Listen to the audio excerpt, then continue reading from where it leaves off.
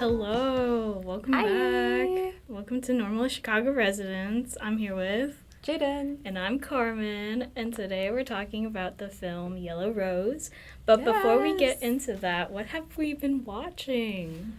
I've been watching a lot of things. I'm currently at 143 movies this year. Dang. I watched RR yesterday and Yellow Rose, obviously, and I watched My Own Private Idaho and Dog Day Afternoon. I don't know. Also, I watched The Rules of the Game, which is this French film, because I have to do a project for my History of Cinema class on French auteurs. So, Ooh. yes. I have 3 more to go. Ooh. Mm-hmm. Well, I've been getting into a TV show quite recently. It's called Abbott Elementary. Ooh, yeah. And I've binged it. I'm almost done with season 2, but honestly, I'm hooked to it because it's a 20-minute episode and it's comedy. I love a 20-minute episode. Like, it holds my attention and I can just like space out and like laugh. So Yeah. that's what I've been watching. I've been told by so many people that I would love that show. So I don't have time lately, but I'll figure it out. I'll make it work. Yes. All right. Should we just get into it? Yeah, that was the briefest. The briefest. What we were watching. Yeah. Yeah. Okay. All right, so Yellow Rose. So the plot entails Rose and her mother, who are both undocumented Filipina immigrants. And Rose has a dream to leave her small town in Texas to pursue her dreams of being a country music star, but her plans are put on hold because her mother is taken by ICE. And Rose is forced to leave to Austin, Texas, where she must decide ultimately whether or not she should stay in the U.S. and pursue her dreams or go back to the Philippines where her mother is. Okay, perfect. The director is Diane Paragas, and the cast includes Eva Noblezada, Dale Watson, Princess Punzalan, and Leah Salonga. I said that wrong. Leah Salonga. Salonga. Yep. All right, so what are our first, thoughts? I want to know what you thought about this movie. Well, I wasn't expecting to like it because I knew that you liked it, so I feel like you're like a hard-to-impress person with films, so I figured if you liked it, I would probably enjoy it. And I did. I had to split it up because I was, like, really pressed for time, so I watched the first half, or I watched, like, the first third and then, like, the last 2/3, like, kind of in 2 different chunks, which I think maybe ruined it a little bit, but I still really enjoyed it. So if you can stop watching a movie like a third of the way through and then keep going and watch the last 2/3 and it's still like good, that means it's a good movie. Well, I really enjoyed it because I've never seen like a Filipina American film as big as this one, and I like found this last quarter when I was doing my editing project. And I came across this movie because of Diane, who is a Filipina director, and that's what I hope to become. And I was just like I love Eva Noblezada, I love Leah Salonga, and this performance, like, I don't know, it's really different, and it faces a lot of things that happen in reality to so many families who are immigrants, especially to those who are, Mexican, and it really touches on that, and it gives light to different people and different stories that, most Americans don't really know about. Yeah, and it came out at such, like, a good time for it, you know what I mean? Because it came out, when, 2019, 2020? Yep. Like, sometime around then. And, like, I don't know, I just feel like that's when this film was really needed. I mean, I know that it wasn't super popular, but it found its audience. Exactly. And it's like, I think it's one of the first, major, it says right here, the first Filipino film picked up by a major Hollywood studio. That really says a lot. Yeah. Also, for these fun facts, I had to search so hard because there was very, very little about this movie, so I take everything with, like, a tiny grain of salt, only because I just found them on some random websites. Because there was, like, no coverage of this film, so I couldn't even, double-check that anything was true. But I believe that to be true. And it kind of makes sense, even though that's sad. Yeah. But what did you like about this film? I liked a lot. Mother-daughter, like, relationships in movies that are, like, given, like, the respect that they deserve always really hit home, and, like, yeah. Same with Lady Bird and that kind of stuff. But, I don't know. It was so sad, but it was, like, I don't know. I know. And when it ended, I was like, really, that's the ending? Yeah, well, that's like, well, you don't just become a country music star. No, I like agree, the story yeah. of like her mom being sent away, and like her having to make that decision and like staying here, because ultimately like that's what my mom did.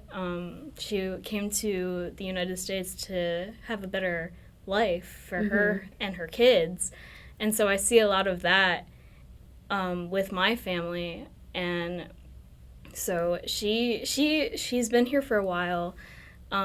She married my dad, but in Rose's case, like, her father died, and her mom is doing as much as she can to provide for her, while doing all these jobs at this motel. And it's just like I see a lot of her story in mine, but it's definitely, I'm definitely more privileged than her. Yeah. And like a lot of people. So Yeah. It was just so good. Like, I do think it ended at the perfect time, but at the same time, it was just so sad. I'm like, I wanted to know that she was going to be okay, and I get that they couldn't do that. But, yeah. And honestly, it was a hard decision for Rose to just either stay or go back to the Philippines. Yeah. And in reality, like, her mom just can't come back, not for a while. And so if she has that opportunity, she took it. Yeah. So and, like, you don't know that after the film she didn't end up going back. Like, you just don't really know what happened to her, which is, like, part of what makes it so sad. And that's the reality of it. Like, yeah. Anything we disliked? I didn't love Dale, whatever his face's acting was. Yeah. Like, in that scene where, like, he blew up at her, or not blew up, okay, he didn't blow up at her, but, like, when they got into that little fight, I just was like, he wasn't giving what he needed to be giving. Like, she was giving what she needed to be giving, but he was, but, I mean, I think he's, like, an actual musician that they, like, he plays himself in the part.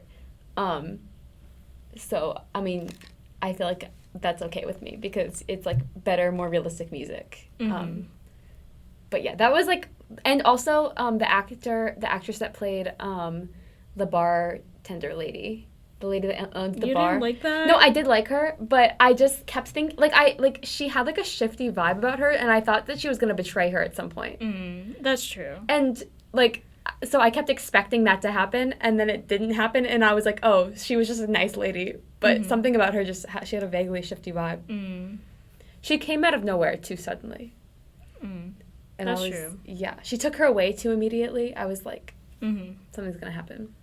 And something did happen, but it wasn't her fault. I just thought their characters were kind of just a more uplifting, goofy kind of character. They were just there to be there. In contrast to what was actually happening, so. Yeah. I mean, no hate to them. They didn't do awful. It was just fine. But yeah. What else? Anything you would want to change? I'm trying to think. I don't know. What about you? I really wish that they included Lea Salonga's character more, and like made her have more of a arc. What is the word? Like, character arc? Yeah, a character arc. Because yes, the part where Rose goes to her aunt's house and the aunt is Lea Salonga, like, I get that, like, her husband didn't want Rose over because, you know, like, I don't know their family situation, but, like, at the end, like, she was just there, and, like, she was like, okay, now I'm in support of you, but, like... Yeah, I kept kind of going back and forth. Like, because I like when there's... Or normally I don't necessarily like when there's just random characters that feel like they don't serve too much of a purpose. Like, because they could have taken her out and it really would have been essentially the same story. Right. I get that it was, like, a comparison, but it wouldn't have changed anything that much. Right. But at the same time, it's like... I feel like they did it kind of well. Mm-hmm. Because normally I don't like when there's characters that are just kind of there to be there, but I don't know. It was a good comparison. I got it. But I agree with you. I think it would have been better if she served more of a purpose. I just wish that she was more in there and served more of a purpose. Yeah. But honestly, I think they just put her in because she's a well-known name in the Philippines, and that's like a good marketing strat. So like, yeah. I'm not gonna shade for them. Audiences at home, it's after her mom is arrested or taken by ICE. She's told to go to her aunt's house, and then her aunt's husband doesn't want her to stay there, so she leaves to go with the bartender lady or the bar owner. Yeah. Oh, one other thing that I did not like, I wish that the boy character didn't become like the love interest. I wish they just stayed friends. Yeah, I do think it was cuter as friends. Personally, I just wasn't paying enough attention to him to really care either way. Like, he could, like, good for her that worked out. It didn't really make a difference to me either way. Exactly. Which I feel like if it doesn't make a difference either way, maybe don't do it, but I didn't hate it, so it was fine. Also, I mean, I liked that he was, like, genuinely respectful the whole time. Because it's just, like, I kept waiting for, like, someone to backstab her. I don't know why. It's just that some of the characters seemed like a little, like... Well, I mean, it leaves you with, like, I don't know who to trust, because at the end of the day, that's reality for that's kind of the point. Some people. Yeah. So... Except then it's, like, she does trust these people, so then it's, like, I don't know. But yeah. But honestly, I liked his character. He, like, was very respectful, and, like, he was willing to help her, and, like, he even got his, like, cousin to help her, like, get her green card here, like... Like, I liked this character. I just wish they weren't, like, boyfriend and girlfriend at the end, because I think they do kiss. Do they not? They do at the end, yeah. Like... Twice. Oh, my God. But I didn't think it was necessary. I think they should have just stayed friends. I also kind of feel like it would have been cute if he was, like, more of, like, a childhood friend that she grew up with. Right. Because it just felt like they were friends so quickly, and it would have almost been more impactful if, like, also, like, her mom knew him already. Like, I think that would have been really cute if, like, her mom already knew him. So it's sort of like, I don't know. But I mean, if she did know him, then she would probably let Rose go to Austin, Texas with him. That's true, yeah. So I don't know. I guess that makes sense. But honestly, like, either way, if I were to ask my mom, hey, can I go to Chicago with my, like, childhood best friend, I think she would still be like, no. So maybe it is realistic. Yeah.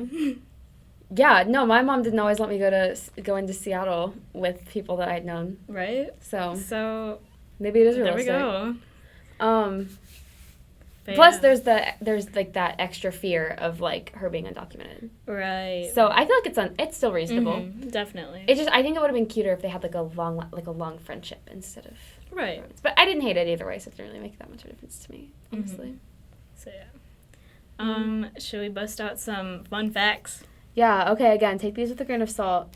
The film was Diane Paragas' debut film. She co-wrote, produced, directed, and even wrote original music.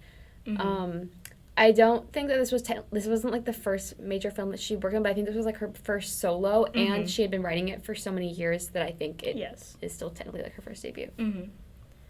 The soundtrack for this, I honestly like it. I like the lullaby. Yeah. De Hill It was so pretty. And also, I think Eva Noblezada also wrote some of the music. I'm not too sure about that. I think I read that, actually. And also she's such a good singer. I forget. I think I read that she at least helped, but I might be wrong about that. What else? She didn't. Doctor didn't attend film school, but she did work in directing for a variety of projects in Hong Kong and Europe. I read that also on a random website. So, I hope that that's true, but there's very little information about this movie. I think that's fun. I like when directors don't go to film school and they have, like, a very distinctive vibe to their films. Exactly. Because sometimes I think film school can, like, butcher creativity a little bit. Yeah. Not always. But yeah, I think it's like sometimes when they don't go to film school, they have like more distinctive, like out of the box ideas. Yeah. Apparently this was a 19-day shoot. I didn't know that. I also read that on a random website, so that's impressive if it was. Yeah. I know a couple fun facts off the top of my head. People probably already know this, but Lea Salonga originated the role of Kim in Miss Saigon, which was also revived by Eva Noblezada. And also, on top of that, Lea Salonga played Eponine in Les Mis, which also Eva Noblezada also did. That's so. Is that just a coincidence, or was that like? Is there like an actual connection there? That was just a coincidence. That's so random. And and I didn't know that, so I imagine most people didn't know that. So, yeah. Also, Lea Salonga is a Tony nominee, or no, oh my God, Tony Award winning for her role in Kim in Miss Saigon, and then Eva Noblezada also got that nomination for Kim, and she also originated the role of Eurydice in Hadestown. That's a lot of information that just spewed out of my head. Well, you knew it all off the top of your head, which I think is really impressive.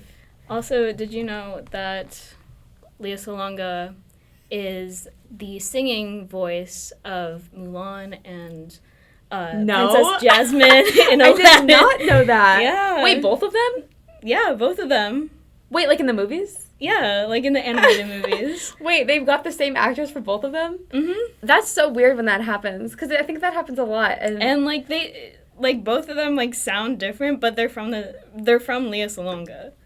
That's crazy. Mm-hmm. So like growing up, my mom would be like, "You need to sing like Lea Salonga. Like here's A Whole New World. Here's Reflection." Oh my God, I know. I still remember all of Reflection because my 4th grade choir did Disney. Had a Disney show.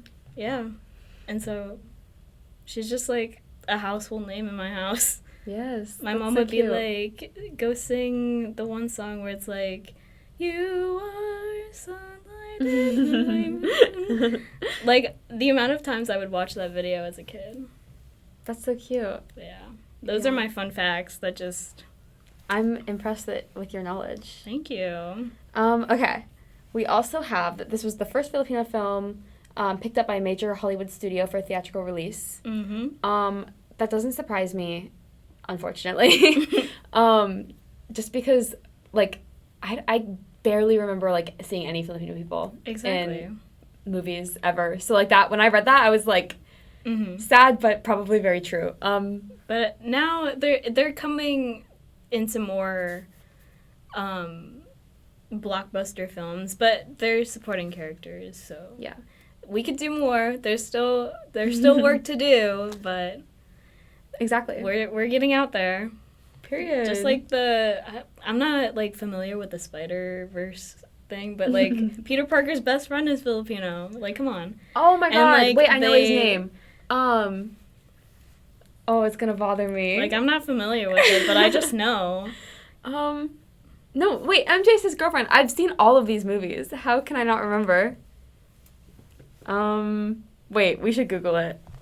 Because it's gonna bother me that I can't remember. But yeah. I just, like, was watching TikTok and I was like, oh yeah. Ned! Yeah, I don't know if that was gonna come to me, so it's... Yeah, no, I don't watch MCU stuff, so... I've seen a good amount. I've seen my fair share. I think I've seen all of the ones with Tom Holland. But that's beside the point. I'm more of an X-Men girl and Guardians of the Galaxy. Guardians of the Galaxy is Marvel. I know, but just them on their own. Okay, yeah. I haven't seen the new one. Okay, we're getting off topic. Okay. I was reading an interview with I think it was only Diane Paragas, but I can't remember. But some of the cinematography was because it's in Texas, and that was like a big part of it. Because she was saying how they could have really just made it anywhere. It didn't have to be Texas, but they really wanted to like include like specifically Texas and the country music and stuff. So they utilized a lot of cinematography from like John Ford movies and specifically The Searchers. which I don't know if I don't think she elaborated much more specifically on that, but I would imagine that would mean like cowboy shots and like the 2/3 shots. I really like the shots. cinematography in this. Me too. It's really good. What else? I also yeah, it just that was an influence. So, wide frame. Oh my god, I was really like. Sometimes lately I've been thinking about like the aspect ratio of movies, and I was like, wow, it was really really long. Yeah. Okay. The lighting was inspired by the cinematographer Chris Doyle from In the Mood for Love, and I really saw that in there. Yeah, no, exactly. It did remind me of that in the Mood for Love. When I read that, I was like, no way, this is so film major of me to understand what that means. But basically she was saying how it's like, I think it was like a combination of natural light and like neon lights, which is what In the Mood for Love is, which is so beautiful. And I think everyone should watch that. It gives this like, almost like a grim feeling, but like also like, it's kind of homey. It's like crazy how many like, like the clashing of like neon lights with like, I don't know, just like really harsh outdoor lighting is crazy. I don't think you did, but for most of the freshman filmmakers or people in Film 101 had to go see In the Mood for Love at the Music Box, which was so cool. It was an experience. Oh my god, but it was so cold in there and I was freezing. God, and it's it feels like a long movie, so I think I would have enjoyed it a lot more if I wasn't freezing cold. Right. But yeah. I don't even know. Yeah. Do you want to learn some words in Tagalog? Because it's AP. Oh my god, I would love to. Yeah. All right, so hi, actually, I think it's just how are you doing is Kumusta po kayo? You're going to have to say that slower. Kumusta Kumusta po kayo? Kayo. Kumusta po kayo? There you go. Yes. And you say po when you're referring to someone who's older than you. Oh, that's cute. Respectful. Brother, like older brother, what you would call them if they're older than you is kuya. Kuya. And then for older sister is ate. Ate. And normally I call my cousins this, like anyone older than me who's a girl, or my older boy cousins, you know. Anak is child. Why do I think I knew that? We used to count in Tagalog in my taekwondo for some reason when we were like stretching. I don't think I can do it anymore because they would make us count to 10 or 15. I used to be able to count. I can't count anymore. It's the only Tagalog that I knew. But there was someone who spoke it in my class or in my like taekwondo class. And I think maybe that's how I knew that word. Most like mothers will call their child anak. Like my mom called me anak. That's cute. Thank you is salamat. Is what? Salamat. Salamat? Salamat. Salamat. There's like a T that's not but there. like that it's not Salamat. there. Salamat. And then you say salamat po if they're older than you. Oh, cool. What other words do I know? I know that baka is cow. Just randomly. I think I knew that too, but I didn't know that was specific to Tagalog. I thought that was Japanese for like idiot. Oh, that's what I thought. Yeah, okay. Our idiot word is bobo. I like that more actually. There was one more I was gonna say. Oh my goodness. Oh, this word, I don't know what it means, but I think it means oh my goodness, and I hear my mom say it all the time. It's ay nako. It's like, oh my god. That's so good. So, those are some words that I know. My sister knows more than I do, and I'm like really bad at picking up languages. And she can like pick up like German, she can pick up Spanish, she can pick up Tagalog like really fast. That's really cool. So. I'm like jealous people. I think I'm okay. Yeah. But yeah, those are the words I know. I know a lot more, but yeah, they're just not coming to my head. That's all right. Can you introduce yourself? No. Just, kumusta po kayo? Oh, this is, I'm doing good. Thank you. It's, mabuti po. Salamat. I'm sorry. Oh. Just, Someone came in. Someone just came in the room. We have it, though, until 5, so... So I don't know what they're doing. Anyways. Anywho. We should probably get to our letterbox reviews. Oh, yeah. So what did you rate it? I believe I rated it a 4 and... Just a 4. I swear to God, if I rated it a 3... No, you rated it a 5. I did? Oh, thank God. I was like... That was actually really embarrassing for you. Yeah. Because normally I'm a harsh letterbox reviewer. You are. But... Oh my gosh. I rated this a 5 because, honestly, like, it just... It reminds me of my culture. Because it is my culture. I was going to say, and why do you think that would be? I don't know. Especially towards the beginning. I'm just like, I miss my mom. Yeah. I will admit to having a country music phase. And it was kind of long-lasting. It was a few years. Oh. Yeah. It was more women country musicians, though, than men. I only like Dolly Parton and then the song where it's a dog monkey into his eye. Yeah. And that's it. I really liked Loretta Lynn. May she rest in peace. I think she died this year. Rest in peace. And I listened to Merle Haggard, who also died right after I started listening to him. Winkadink. I'm killing off country musicians one by one.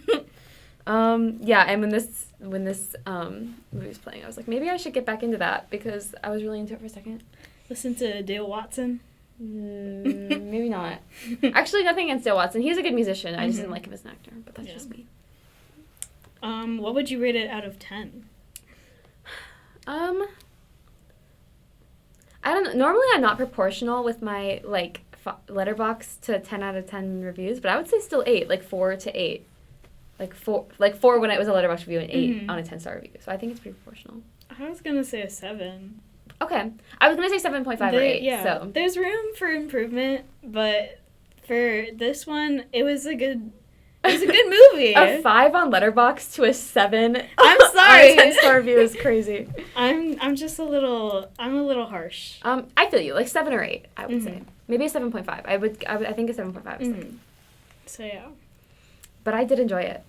Thank you for watching it. I know. When I was wanting to watch it for a long time, so when we decided we were doing it for the podcast, I was excited because I'm always feeling a little movie, and it was like indie film. It was such a oh my god, yeah. Or oh my god, we didn't talk about the all of the shots after she got bad news, how the camera would always chase her. Yes. And it's like she's running from ice. She's running from. Oh, it was so good. It was amazing. Also, I get proud of myself whenever I pick up little cinematography stuff while I'm watching it because I used to not be able to do that. But Kevin would be so proud. Oh, yeah. Our editing teacher. And Jeff, too. Jeff. Oh my god, I saw him today. Oh my gosh. Yeah. And he waved at me. Maybe we'll have him on this podcast soon. Jeff was our first teacher. Yeah. We met in his class. Yes, Jeffrey.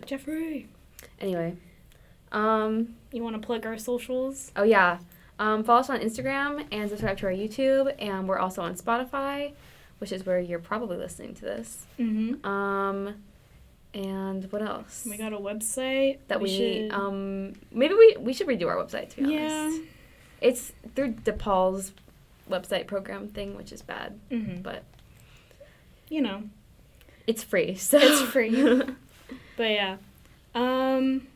Thanks for listening, by the way. I hope you have a good night, or if it's morning, I hope you have a wonderful start of the day. If it's an afternoon, I hope you have an amazing afternoon. Yeah, grab your cup of whatever, cup of joe, cup of tea, cup of lemonade, cup of beer. Come on down to Broken Spoke. Wait, that's what their bar is called, right? Broken Spoke. I was so surprised that she, clocked that she was, a 17-year-old girl and just let her hang out in the bar. Real. I was like, oh, okay, Texas.